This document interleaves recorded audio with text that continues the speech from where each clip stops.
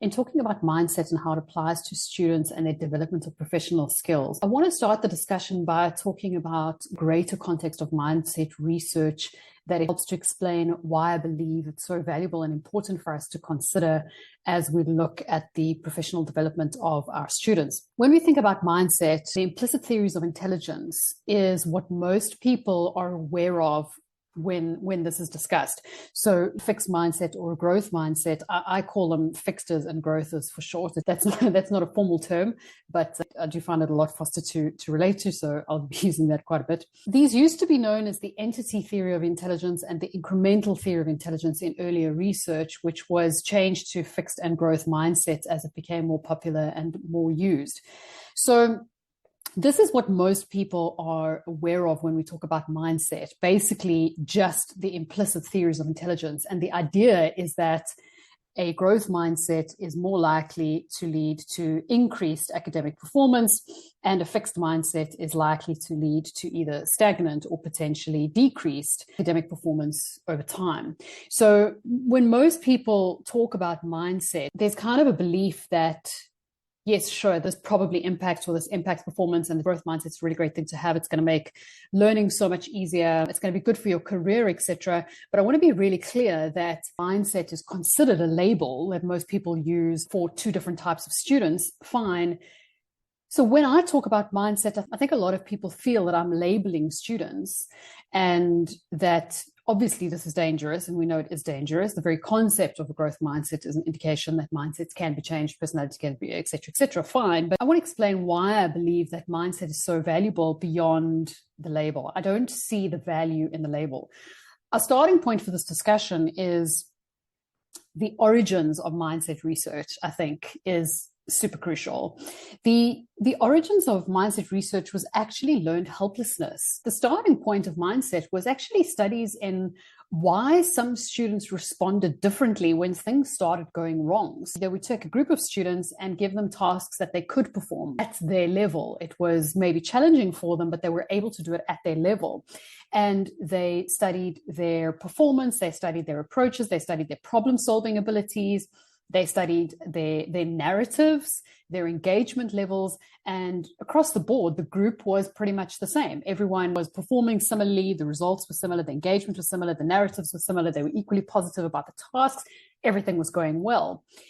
At the point where they introduced failure tasks, and in some of the studies, they designed the tasks to be impossible in order to ensure that it was a failure task for everybody. This is where they started seeing a difference, right?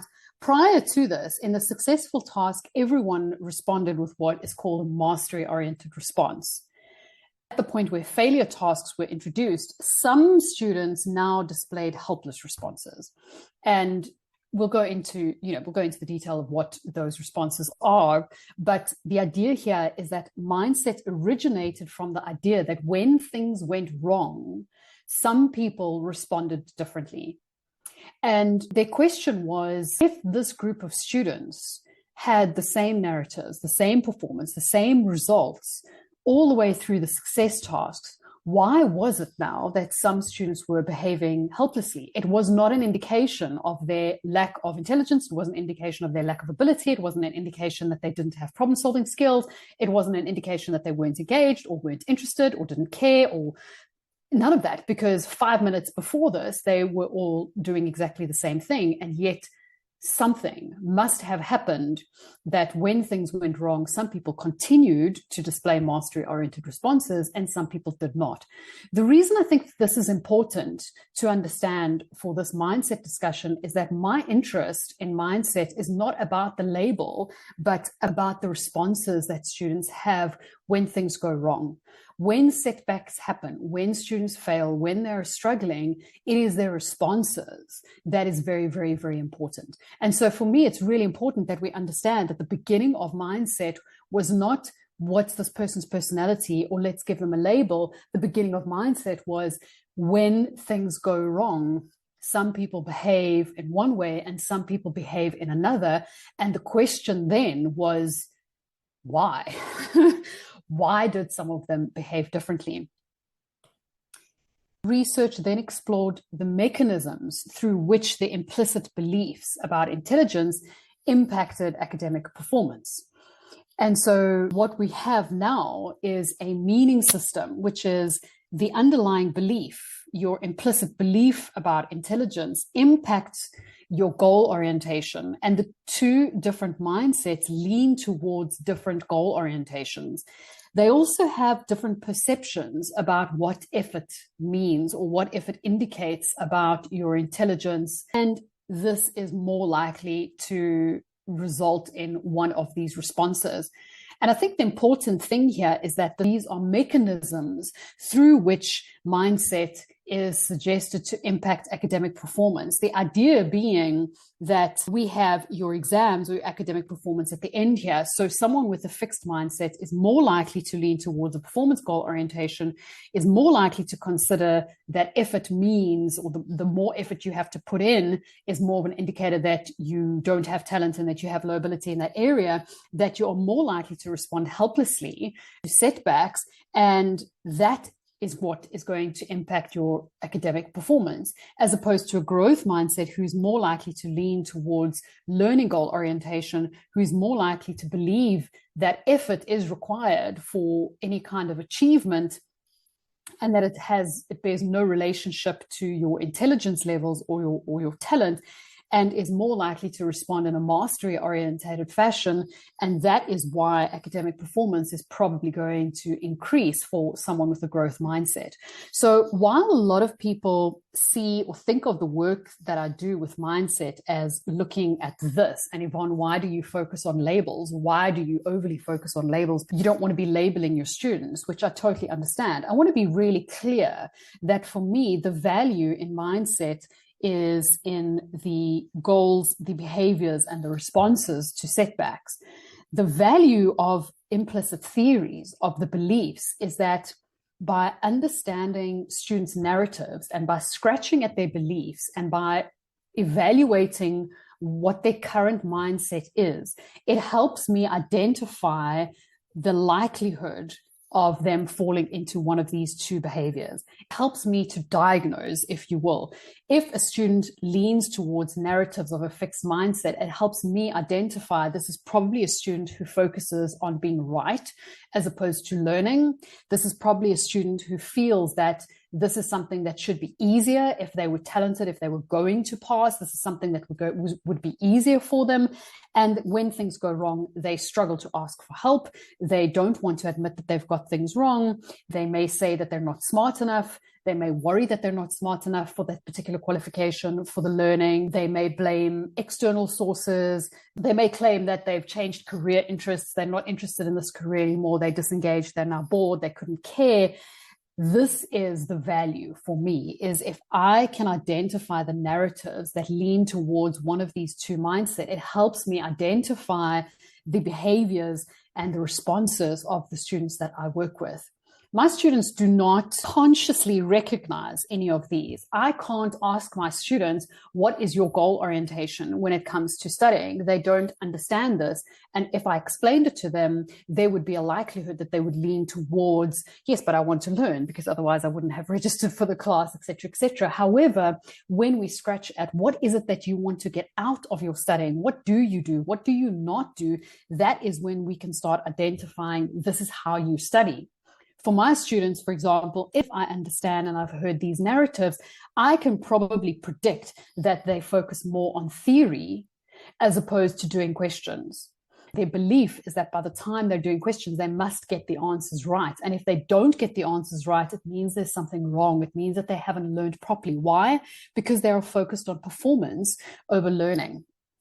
These students generally struggle with their studying when things go wrong because they have the belief that if I was talented at this, if I was supposed to pass, if I was a good student, I shouldn't have to put so much effort in. I shouldn't be struggling. Good students don't struggle. That is their belief about effort. If I was going to be able to pass this, it shouldn't be so difficult. It's not that they don't want to put in effort, but they want to see the related results instantly because they believe that if you're going to be able to pass, it should be a smooth journey. And when things do go wrong, they don't ask for help. They go back to theory. They don't try to do questions again. They revert back to wanting to build confidence because they've lost confidence now. I don't know if I can do this. I don't know if I should do this. Maybe I'm going to quit. Maybe I'm going to defer exams, etc. And so again, I want to be really clear that when I work with mindset with my students, I scratch at their narratives here about the way that they study and the certain common narratives that these two mindsets hold. And that allows me to get a pretty good insight into the way that they study. And from there, I can further scratch and go, how much do you relate? How much do you not relate, et cetera, et cetera. Now, these two, we can see, would have very different approaches if we were trying to teach them new skills. Someone who is performance goal orientated instantly wants to get stuff right.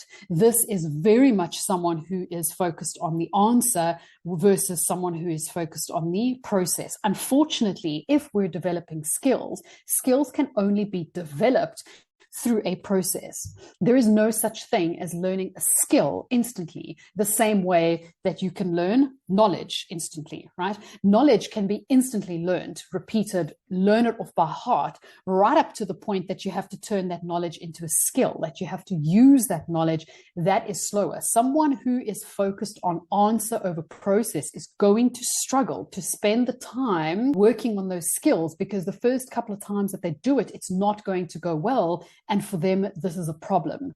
It defies the objective. They don't understand how this is working. They don't know what's gone wrong, and they're more likely to disengage. So if we're building skills, again, this requires effort. It's cumulative and it is an effort.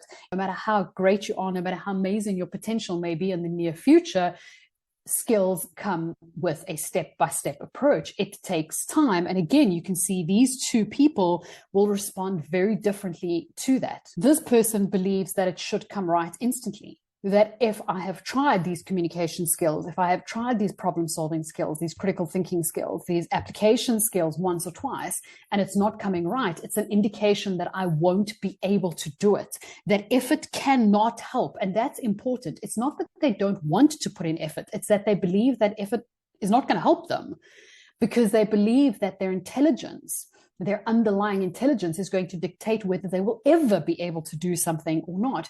And so if you're never going to be able to do something, it doesn't matter how many times you try it, it's not going to get any better. This is their implicit belief. And therefore, if we're saying to them, this is a skill that you have to work on repeatedly, you're going to have to practice, you're going to have to develop, it's going to be slow, this type of person does not comprehend that and immediately feels that something has gone wrong. They're likely to back off, disengage, be negative. The anxiety levels are a lot higher. And again, they're going to hide themselves in theory, because theory is knowledge, which is instant, which makes you feel smart, and you don't have to take the time in the same way to build those skills. You don't have to try to do questions which highlight what you do and don't know and what you aren't capable of doing. Knowledge is safer. And then your responses. Someone who is trying to work on new skills, that is cumulative, that does take time. It's subjective, it's professional judgment. These are going to be messy. These are people that need to ask for help. These are situations and skill that require feedback. They require someone assisting you, guiding you, going through the process, giving you critiques on how to fix stuff.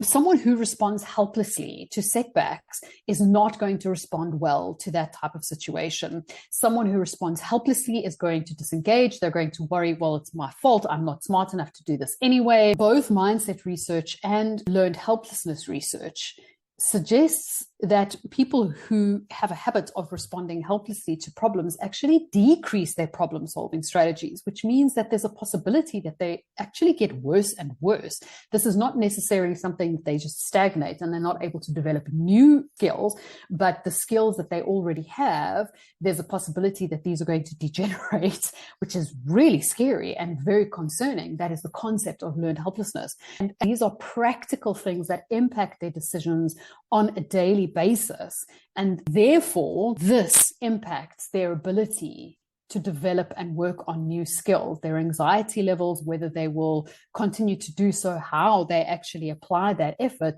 And this is why I connect learning new skills so closely with mindset. If we were talking about new knowledge, this would not be the same thing, right? If we were talking about new knowledge, I would not necessarily connect these two as much, because the difference between knowledge and skills is that knowledge is more immediate, whereas skills, no matter how amazing you are, no matter what kind of a photographic memory you have, you're going to take time to learn how to communicate something, to apply something, to solve problems, etc., etc., etc. Skills and knowledge are not the same thing. For someone that has spent their time working on memory-based knowledge, technical, theoretical details, scratching at that, knowledge itself, learning the theory, learning the detail is safe. And once you've learned all the detail, if the types of assessments that you're getting mirror and mimic that detail and that theory, it means that if you have a good memory, if you've got good pattern analysis, it becomes an if this, then that, if this, then that, if this, then that. And obviously you use your memory to bring back your information. So for me, the shift in focus from knowledge to skills is massively important to consider in this discussion. This is not just adding a new topic or even a new level of a topic. This is an entirely different discussion. And the fundamental difference between learning knowledge and learning skills is one of the reasons that I believe that mindset is so incredibly important. So when I talk about mindset, I'm talking about the impact that mindset has on beliefs, behaviors, and responses to setbacks. Very, very practical and very important for us to understand in terms of why our students may or may not struggle to develop these new skills that we believe are so important for them.